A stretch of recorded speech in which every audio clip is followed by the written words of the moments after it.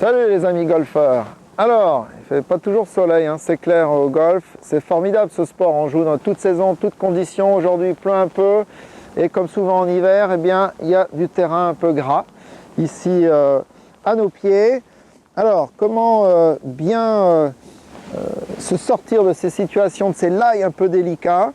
Voilà l'erreur à ne pas faire. Souvent je vois des amateurs qui mettent la face, c'est normal, l'intention est bonne, mais square à la cible, mais avec un manche en avant, et finalement l'arête du club, l'arête principale devant, est exposée au sol, et avec le moindre petit angle d'attaque ou le club relissé un peu trop tôt, eh bien on peut avoir l'accident comme ceci, où c'est la gratte. Donc terrain gras, souvent résultat gratte. Donc comment remédier à cela? Eh bien on va, ici j'ai mon tout nouveau Cleveland RTX 3 avec des bons rebonds, 56 degrés, 11 degrés de rebond, de bounce. Donc je vais veiller à l'exposer un peu comme dans un bunker, de façon à ce qu'il joue pleinement son rôle et qu'il glisse sur le terrain, même si celui-ci est meuble. Alors regardez, plutôt que d'être comme ceci, je pose la face dans le prolongement du manche. Le rebond est bien exposé, je mets la balle au centre du stance parce que c'est évidemment à cet endroit-là qu'on va avoir le bas de l'arc. Et comme vous pouvez déjà le constater lors de ces quelques swings d'essai, eh bien le club va mieux glisser et prendre la balle au passage, un bon coup de balayage. C'est parti, pas trop de poignée pour ce geste, hein, pas trop de poignée. Un bon engagement vers la gauche.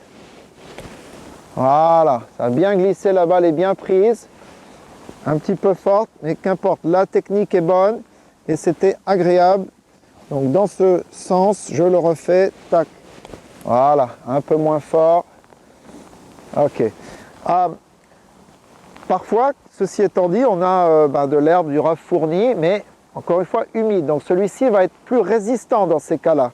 Donc il faut prévoir le petit coup d'absorption supplémentaire et puis eh bien, s'engager un peu plus dynamiquement dans le rough, sachant que celui-ci va ralentir un peu la tête de club.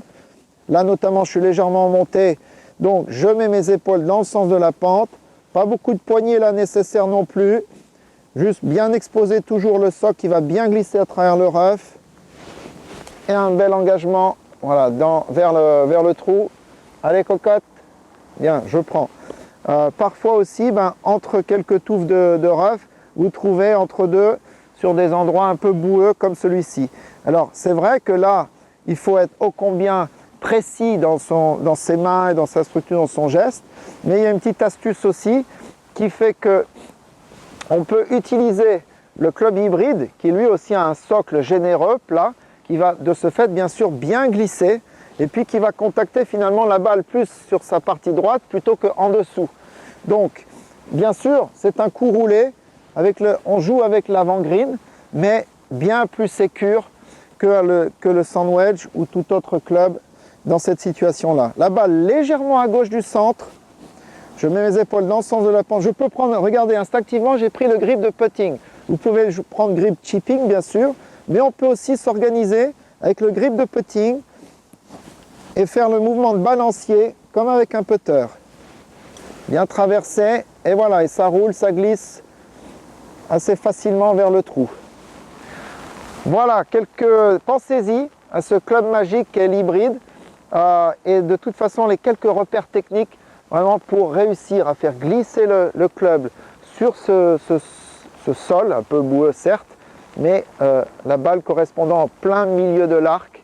Et puis avec de l'entraînement, vous verrez, c'est pas si compliqué que ça, vous aurez des bonnes sensations et bien sûr, vous sauverez quelques points à votre carte de score.